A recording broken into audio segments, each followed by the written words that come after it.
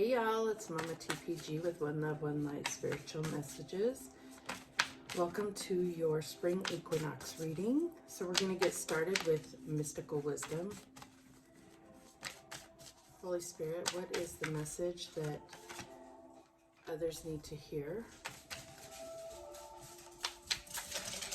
for the spring equinox? Okay, my dog is running to get his toy, so I feel like that's already a message saying that we need to keep play in mind. What brings us joy? He's running around looking for his toy. He can't find it.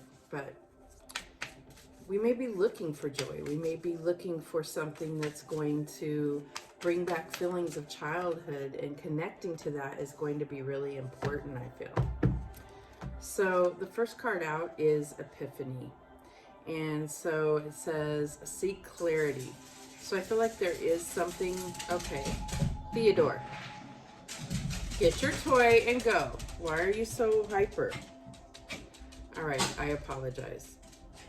So what I'm getting with this epiphany is there's something that you have been seeking, whether it's joy, whether it's answers, whether it is clarity. But there's something where you've been searching really hard, and I feel like Spirit is really saying, let go of the need to know. And that's when things are going to become clear. Whether it comes through for you personally as coming to peace with not knowing, or whether that will just naturally come to you with an epiphany. Okay? So that's what I'm getting for that card. The next one is leadership. Set your goals. And I feel like this is really speaking about, it could be speaking about work, but it's really about being the leader in your own life. And that's what I'm getting here. But how much spring is this really representing? It's so beautiful with all these sunflowers. And I'm getting that Queen of Wands energy. This is about going after what's important to you, what brings you passion, and what brings you joy. Okay, and then the last one is enlightenment. Pursue spiritual growth. And I feel like anyone that's watching, I don't get a lot of views, but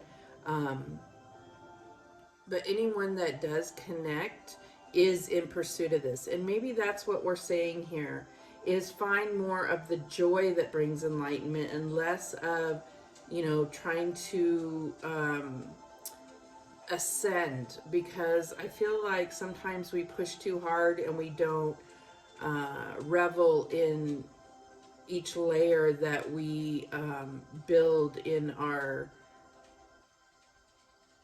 enlightenment, so I feel like there's this need to find joy in the journey. And I know that sounds cliche, but and then we have intuition at the bottom of the deck. Trust your intuition. So, trust your intuition. That is how Spirit speaks to you, is through your intuition. This is also your intuition is your soul guiding you exactly where you need to go. So this is what's going to take you on that path to joy. I'm just getting joy so much in this reading, so I feel like joy is going to be a common theme in this reading for sure. All right, so let's get some cards and see what else we have. What do we have for the recent past energy for the collective? I'm going to say since the winter solstice until the spring equinox. What's that past energy about? And we have the Three of Swords, sadness and isolation. And I feel like there has been some isolation. I feel like there's a sadness in feeling alone. And there could very well be, this is where this leadership comes in. It's about leading your own life and not being concerned with, others. If they're not with you, then they're against you in a way. But it's like, stop worrying about who's with you or not. Getting strength. We have this lion here, this Leo energy. And I feel like all of this reading is going to take us through to Leo season. So I feel like there's been things where we have been dwelling on the pain of the past. So there may be something where we're going to start really dwelling on the joy of the present and the wonder of the future, because there's so much magic in these cards. Like there's so much like things to be amazed by in the world that we are being distracted from by all the chaos going on in the world. But there's still so much to see and feel and hear and taste and touch. Okay, so what is the current energy of the collective? And we have the third eye chakra. So I feel like there is things that people, like more people are opening up to their spiritual gifts, but it's also, there is this knowing, and this is, you know, where the age of Aquarius is going to take us into all being able to see things clearly.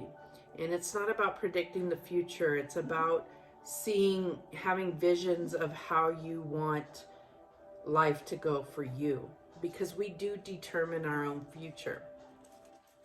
All right, so what's the challenge for the collective? And we have the Six of Swords, healing begins. So I feel like there is a level of darkness that is trying to hold us back from moving on to the healing of all this chaos that has gone on. And that's the challenge. It's about leading your own way and not relying on others to tell you how you should feel, or what you should be doing, or who you should support, or who you should trust. It's your intuition is telling you, your spirit guides, your spirit team. Okay, so what is the advice from spirit here? And we have the Nine of Wands. So I'm sorry about the ring light. So more about meditating, resting, and really looking at everything, how you got to this point, but understanding then the divine timing for your own path. Okay, we're all a collective, and if we all focused on finding the highest path for ourselves, then that's going to change the world. It really is. So I feel like, you know, this is the Nine of Wands, so this is the wounded warrior, but has that little bit left in them to keep on going. But it's kind of like this little pause before the final step. Okay, so I feel like that is something to keep in mind during your meditations, prayers, yeah, channeling, whatever it is that you do personally. All right, what is the outcome here? And we have control, which is the strength card. So we have that strength card here. So I'm really getting this, you know, it's talking about strength of heart. And I feel like this is like, we've been through so much. We've all been through so much. And I feel like there is, you know, this understanding that strength doesn't have to be displayed aggressively or physically. It can be displayed by the focus that you have towards peace, and the you know, focusing your vibration on peace, love, harmony. And like I said, I know some of these things are cliche, but they're becoming more and more poignant, if that makes sense. At the bottom of the deck, we have the Wheel of Fortune. So this is, you know, a type of karma that is being released and ending. And I feel like this is about divine timing and moving forward according to what we have sown. So if we are focused on, you know, this is the new way is going to be peaceful. The new way is going to be accepting and harmonic, living amongst each other peacefully, and with abundance and prosperity and love. All right, so let's go ahead and clarify. What is this Three of Swords, this sadness and isolation? What is that about? What is this epiphany we're going to have about this?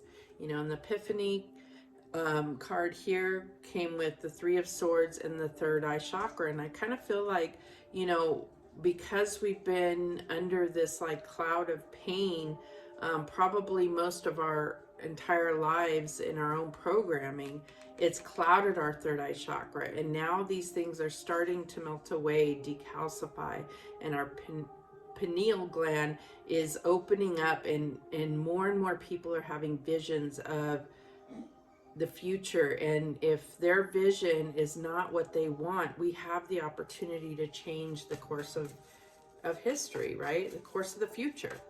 So why is this Three of Swords here? And we have the Five of Pentacles. Isolation again. Two totally different decks. Isolation.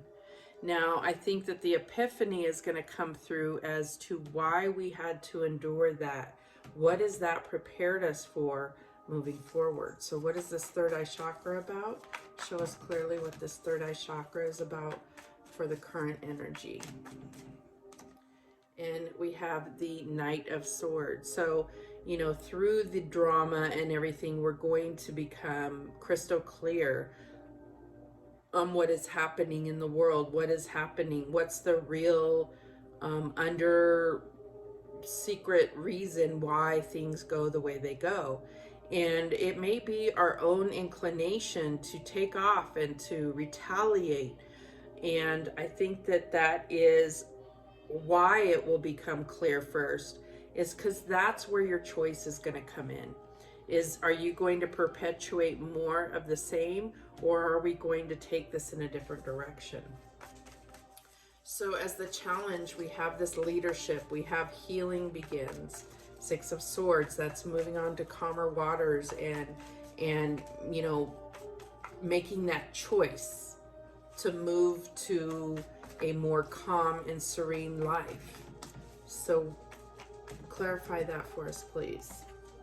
And we have the Eight of Wands, journeys, more journeys. And I do see that. I see that people are going to, I think this has been going on since right before the pandemic, is that people have felt this urge bubble up to move to where they were, like to where their origin is, you know, to find a sense of ancestral connection to those that have endured kind of,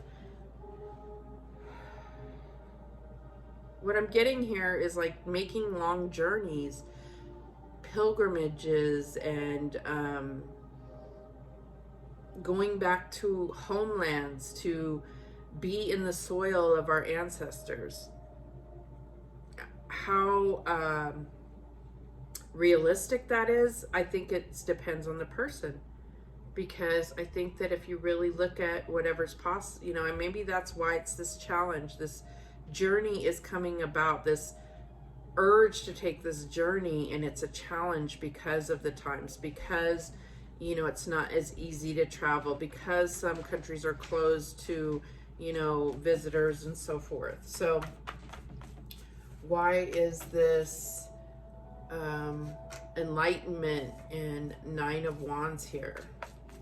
And I will say that, you know, if you watch Suspicious Observers, and this just looks like somebody that's not just sitting on a cliff, but is like at the entrance to a cave. And so I'll just leave it at that if you get any intuitive messages from that. So why is this Nine of Wands and enlightenment here? And we have Judgment. So we're in the judgment times, right? And I feel like, you know, like I said with the Nine of Wands, you look back, and this says the angel of the past. So you're looking back on all the things that may have occurred to get you to this point, but you're being called into action. You're getting that wake-up call. You're getting a calling, period. And I feel like this is an opportunity to really fulfill your destiny here. And this is, you know, different for everybody what that is. Why is this strength card, this control card here with intuition? You know, I feel like this is strengthening your intuition. This is also about, like I said in the beginning, letting go of the need to know the future. You know, especially as a tarot reader, you know, you can get yourself caught up in trying to pull cards, trying to see where everything is going, and it's more about the now, the present. And I feel like the spring equinox is going to make that very clear to us, is savoring the current moments as they come. All right, so why is this here? And we have the King of Cups, commitment. And I feel like that is really, you know, recognizing what commitments you have. But the King of Cups for me is about recognizing your own strength, that you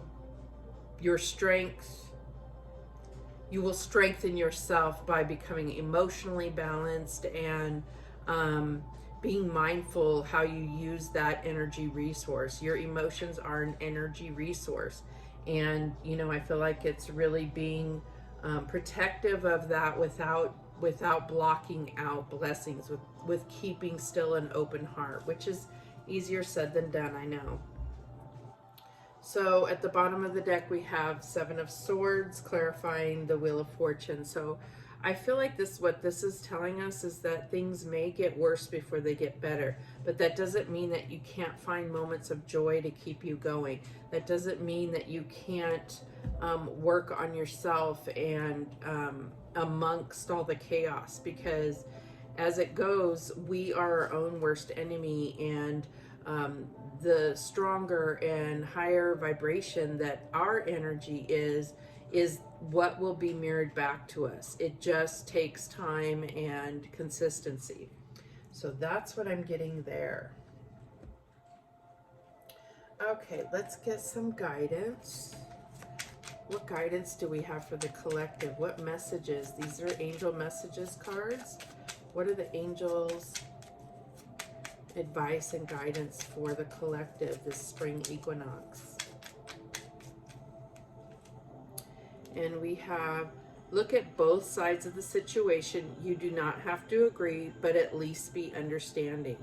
And that compassionate attitude is what really creates harmony, right? It's like, we don't have to agree. We don't have to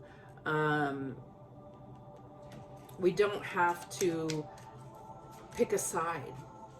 But I do feel like at some point you can't play both sides either. So it's not about, you know, being forced to make a decision between two people or two places or two governments or two countries or two worlds.